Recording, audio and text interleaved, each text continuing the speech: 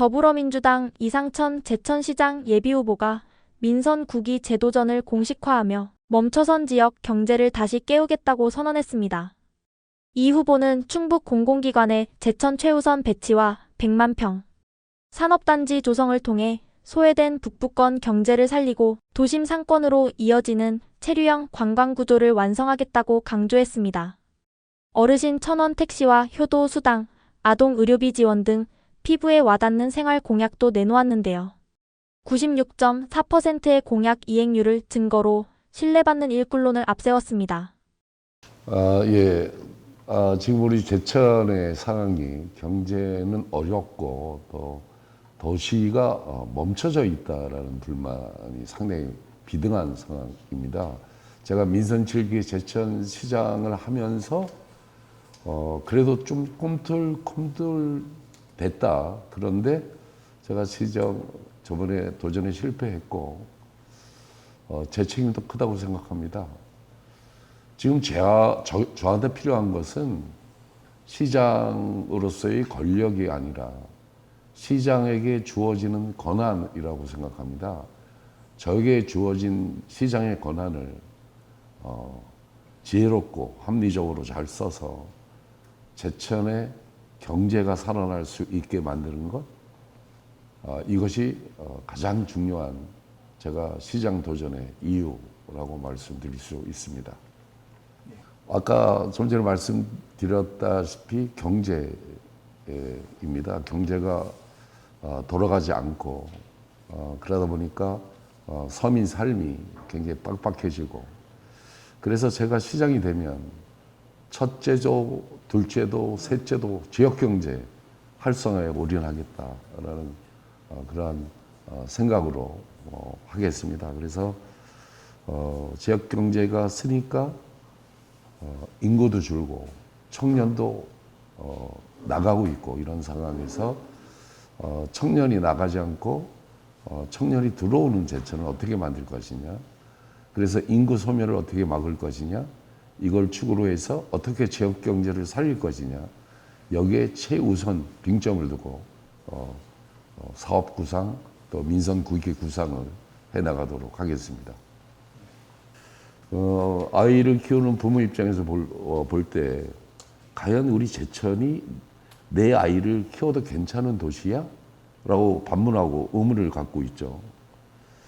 그런데 이 문제는 복지의 문제가 아니라 도시의 생존 전략의 문제라고 저는 생각을 합니다. 그래서 제가 이제 소소한 공약으로 24시간 아이돌봄 체계 구축, 또 심야 어린이 병원과 공공약국, 그리고 18세 미만의 아동 의료비 3천만 원까지 지원해 주겠다라는 정책을 통해서 부모가 최소한의 불안 없이 아이를 키울 수 있는 환경을 만들어 나가겠다는 공약을 했습니다. 또한 여기서 멈추지 않고 부모가 안정적으로 일할 수 있어야 비로소 정착이 가능하기 때문에 부모 세대의 일자리와 돌봄 서비스, 그리고 생활 인프라가 하나로 연결되는 돌봄 통합 구조를 만들어 내겠습니다. 이런 구조가 만들어져야지만 아이의 부모가 함께 지역에 머무를 수 있을 거다라고 생각하는 겁니다. 앞으로는 행정이 일방적으로 정책을 만드는 것이 아니라 시민 여러분과 함께 현장에서 필요한 정책을 구체화하고 또 실제 생활 속에서 작동하는 형식으로 하나씩 실현해 나가려고 합니다. 아울러 아이를 키우는 일이 개인의 부담의 문제가 아니라 도시가 함께 책임지는 일이 될 수 있도록 제천을 근본적으로 바꿔나가겠다라는 말씀을 드리겠습니다. 예, 굉장히 말로는 할 수 있는데 어려운 부분입니다. 그래서 이 제천이라는 이 충북의 북부권에 위치한 도시인데, 충북에 3개뿐이 없는 시 단위이지만 북부권은 많이 소외돼 왔습니다. 정부 균형 발전 측면에서 소외됐고, 또 충북 안에서도 청주, 중부권 청주, 진천, 음성 이쪽에 비해서 상당히 소외된 도시입니다. 이게 시장 혼자 할 수 있는 일이냐? 절대. 제가 민선 7기 시장을 해봐서 아는데 시장 혼자 이거 풀 수 있는 문제가 아니다. 그래서 제가 시장이 되는 것보다 더 중요한 거는 충청북도가 얼마나 관심 있게 균형 발전을 추진하려는 강한 의지를 갖고 있느냐.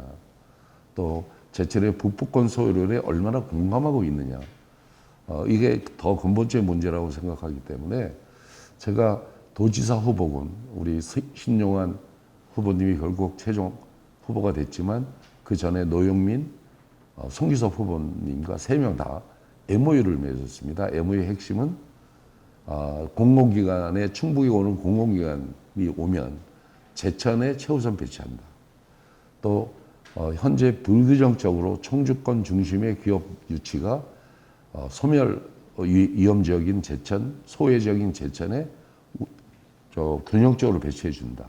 그래서 북부권도 사람이 살 수 있는 곳으로 만드는데 충북도에서 최우선 노력한다라는 MOU입니다. 그래서 신현 지사 후보님이랑 저랑 그런 MOU를 맺었기 때문에 저는 그걸 카드로 가지고 제천 북부권 소외론을 헤쳐나가는데 강력한 무기로 쓰겠다라는 생각을 갖고 있습니다. 저 혼자가 아니라 13만 제천 시민과 함께 추진해 나가도록 하겠습니다. 그것은 도지사에 앞서 13만 제천 시민과 한 약속이기 때문에 이건 지켜져야 하고 지킬 수 있도록 최대한 이상철이 만약 시행이 된다면 노력하겠다. 그걸 틀로 해서 제천에 허물어져 가는 지역 경제를 반드시 살려내겠다. 이걸 축으로 해서 지금 동북권에 100만 평 규모의 산업단지를 만들어서 그걸 통한 일자리와 지역 경제의 토대를 만드는 기반을 만들겠다. 그것이 저희 전략입니다.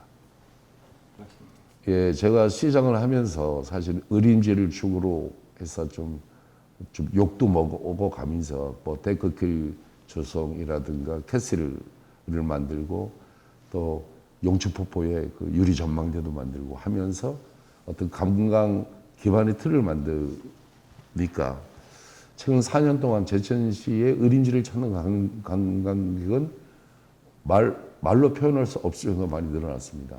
저 있을 때도 1,000만 관광이 들어왔다고 하는데 1,000만 관광객의 숫자가 전혀 중요한 게 아닙니다. 왜? 제천 시민은 1,000만 명이 들어왔다고 하면 코웃음을 치거든요. 왜?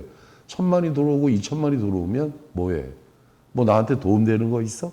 이런 어떤 냉소적인 반응을 보이고 있거든요.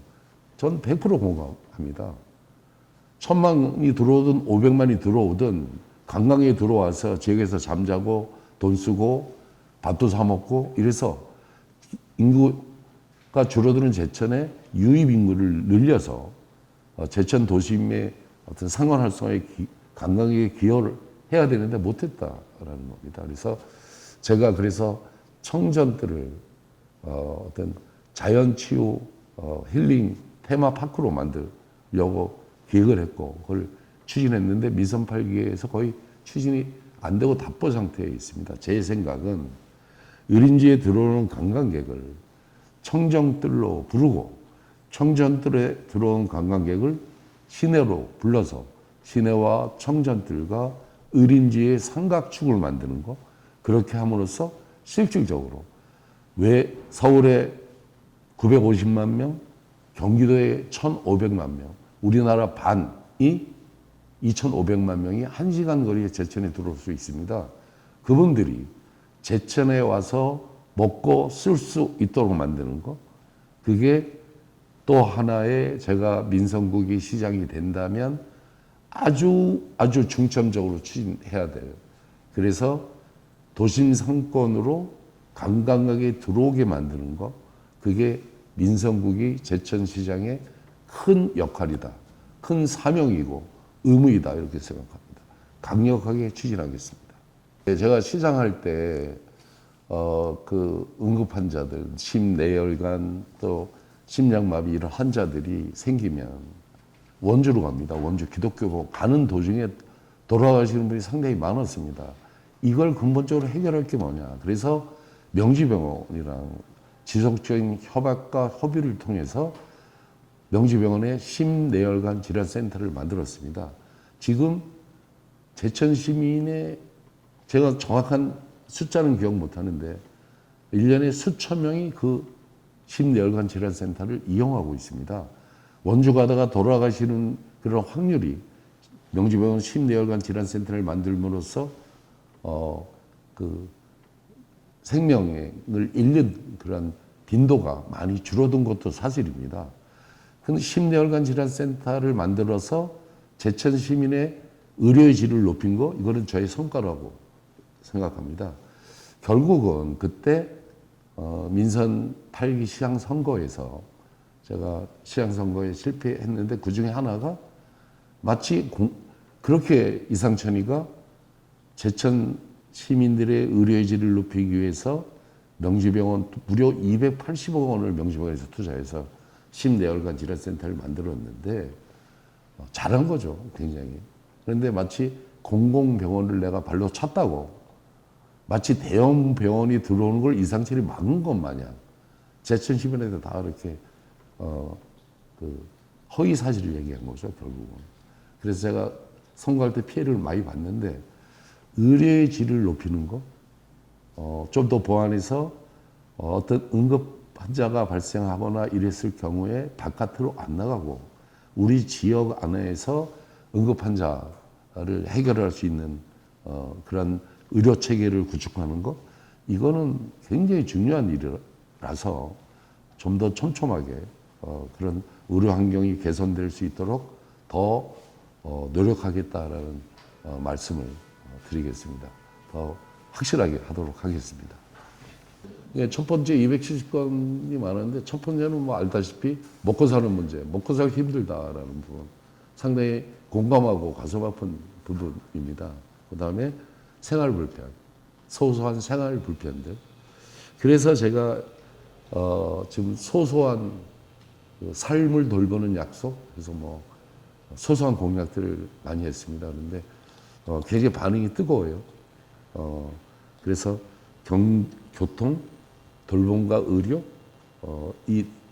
이런 것들 중심으로 해서 그 생활 속에서 시민들이 느껴지고 체감하는 그러한 방향으로 정책을 살펴봐야 되겠다라는 생각을 또 한 번 하는 계기가 되었다라는 말씀 드리겠습니다.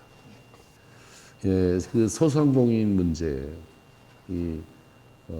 서민 경제를 살피는 문제, 이게 참 어렵고 또 좀 복잡한 문제입니다. 이거는 매출이 실제로 늘어나는 구조를 어떻게 만들 것인가. 아까 얘기했지만 그 구조 중에 하나가 도심으로 사람이 들어와야 됩니다.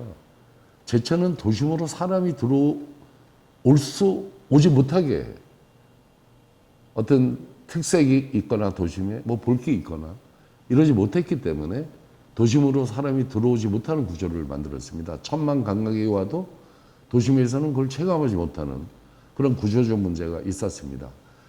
제천에 들어오는 유입 인구가 도심으로 들어올 수 있도록 만드는 거. 그러면 소상공인들의 모든 매출이 그것이 뭐 미용실을 하든 식당을 하든 커피숍을 하든 옷을 팔든 재래시장에 계시든 매출과 연결이 될 거다라고 생각합니다. 그래서 지역 내 소비를 확실하게 늘리는 거. 그 다음에 그러기 위해서는 도심으로 돈이 유입되게 만들어야 되는데 이런 구조적 문제를 좀 더 촘촘하게 살펴보겠다는 말씀드리고요. 또 지역 안에서 돈이 계속 돌아야 됩니다. 그것이 공공 부문에서 투자하는 것도 한계가 있는 것이고 다만 지역 내 돈이 돌게 어떻게 해야 되느냐. 이것도 근본적인 문제는 도심으로 도심이 북적북적할 정도로 유입인구가 들어와야 된다라는 부분. 또 제천이 어떤 태백 상권의 배후 도시로 컸어요. 그래서 영월, 정선, 평창, 뭐 태백까지 이런 부분들의 배후 상권을 어떻게 지속적으로 더 유지하느냐. 그래서 그분들의 상권을 어떻게 흡수를 하느냐. 원주한테 안 뺏기고 이런 부분에 대해서 좀 더 구조적으로 접근해야 된다. 그렇게 생각을 하고 좀 더 거시적인 측면에서 접근해 보겠다라는 생각을 하고요. 아까 얘기했던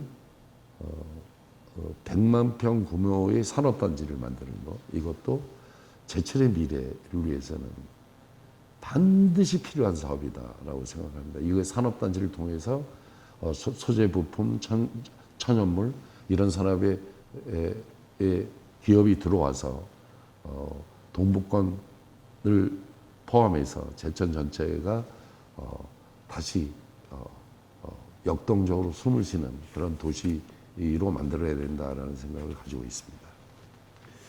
예, 지금 그 중장년층 45세, 40대, 50대, 60대 초반까지 이분들에 대한 중장년층에 대한 그 시책이나 혜택이 전혀 없었어요. 전국 어디나 마찬가지입니다.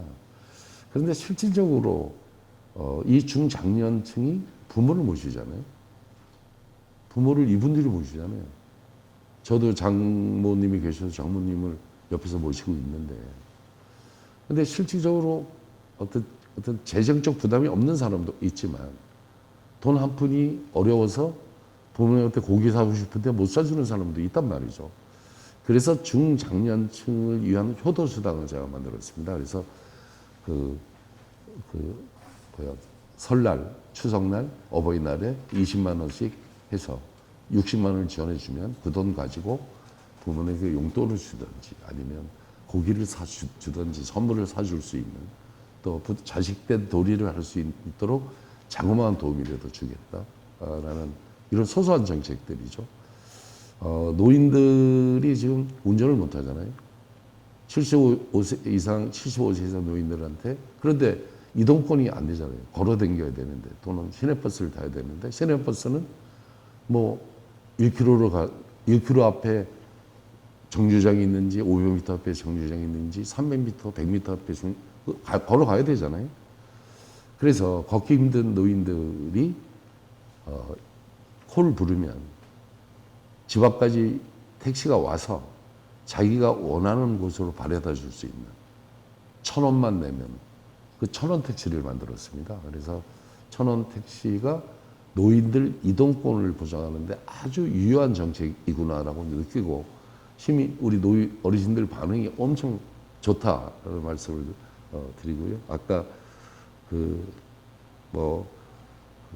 우리 사회복지사, 또 요양보호사, 또는 생활관리사, 또 보육교사 이런 분들한테 한 2,700명 되더라고요. 이분들한테 복지 포인트를 1년에 60만 원씩 줘서 그 포인트 또 생활에 보탬이 되고, 또 이 돈이 또 지역 경제 소상공인을 축으로 풀어짐으로써 또 지역 경제의 선순환에도 도움이 될 수 있는 복지 포인트 제도, 또 아까 얘기했던 아동 의료비 지원 제도, 뭐 이런 것들이, 이런 생활 공약들이 제가 요번에 많이 하고 있다라는 말씀 드리고요. 저는 시민의 삶이 나아졌다라는 것이 뭐 무차별적으로 돈을 살포하거나 이런 것보다는 시민이 가려운 곳을 행정이 긁어지는 거, 이게 진짜 필요하다고 생각을 했고, 앞으로도 시민들이 가려운 곳을 긁어주는 행정정책, 또 시민들의 수요에 발빠르게 대응하는 행정구조에 중점을 두고 발빠르게 대처하도록, 그렇게 나가도록 그렇게 하겠습니다. 예, 저는 그렇게 경력이 화려하거나 뭐 고시 출신도 아니고, 평생 제천서 7공채로 공무원 들어가서 공무원 했습니다. 공무원 나와서 이제 운이 좋게 나오자마자 시장이 됐는데 4년 동안 열심히 일했습니다. 또 시민이 이상철이 일을 잘했어라는 평가도 100%는 아니지만 50% 이상 그렇게 평가를 해주더라고요. 굉장히 고맙게 생각합니다. 저의 장점은 지역을 너무너무 잘한다라는 겁니다. 제천에 뼈를 묻고 살다 죽을 사람입니다. 선거에 떨어지면 딴 데 갈 사람이 아니에요. 제천을 잘하는 사람이에요. 제천시정을 맡으면 더 촘촘하게 일을 할 수 있다 이런 생각을 하고요. 또 제가 민선 칠 때 여러 가지 추진했던 것들을 아직까지 못하고 있는 부분이 상당히 많습니다. 이런 부분들을 완성함으로써 제천이 좀 더 품격 있는 도시, 삶의 질이 높아지는 도시를 만들어야 되겠다. 그것이 이상천이가 거기에 아주 특화되고 적합한 인물이 아니겠느냐라고 생각을 해서 제가 지역 출마를 했고요. 저는 공약 이행률이 민선 7기 4년 동안 뭐 이재명 대통령이랑 저랑 비교조차 할 수 없는 훌륭한 분이지만 이재명 대통령께서 성남시장 할 때 96% 공약 이행했습니다. 저는 96.4% 공약 이행했습니다. 약속을 반드시 지킵니다. 약속을 잘 지켜냄으로써 신뢰할 수 있고 믿을 수 있는 그러한 제천의 리더가 꼭 되겠다. 그렇게 해서 제가 시장의 소임을 꼭 마치고 나갈 때 시민이 이상천 참 잘했다라고 박수 받을 수 있는 그런 시장이 꼭 되고 싶다. 그렇게 되기 위해서 노력하겠다. 그렇게 생각합니다. 이상천은 제천을 위해서 특화된 사람이다라고 믿어주시길 간곡하게 부탁드리겠습니다. 예, 2022년도에 제가 시장 도전에 실패했습니다. 100% 저의 부족함, 저의 게으름, 저의 자만 때문이었다 이렇게 생각을 합니다. 맨 처음에 많이 아팠지만 그런 낙선의 아픔이 오히려 저한테는 많이 담금질이 되고 또 나를 되돌아보는 시간을 갖고 그래서 더 내가 단단해지는 계기가 됐다 이렇게 생각합니다. 지금 다시 시장 도전을 하면서 절대 지키지 못할 약속을 하는 사람들이 있습니다. 절대 현실 가능성이 없는 거, 일단 대고 보자라는 지키지 못할 약속을 하는 거, 이런 거는 시민에 대한 배반이라고 생각합니다. 저는 좀 전에 말씀드렸지만 민선 7기 시장할 때 제가 약속했던 공약 이행률이 96.4%입니다. 제가 소소한 것들, 큰 것들, 공약으로서 말씀드린 것을 반드시 지키도록 하겠습니다. 그래서 할 수 있다라는 약속보다 이미 해봤고 또 이제는 더 잘할 수 있는 후보 이상천이다라고 믿어주시기 바랍니다. 열심히 일하겠습니다. 감사합니다.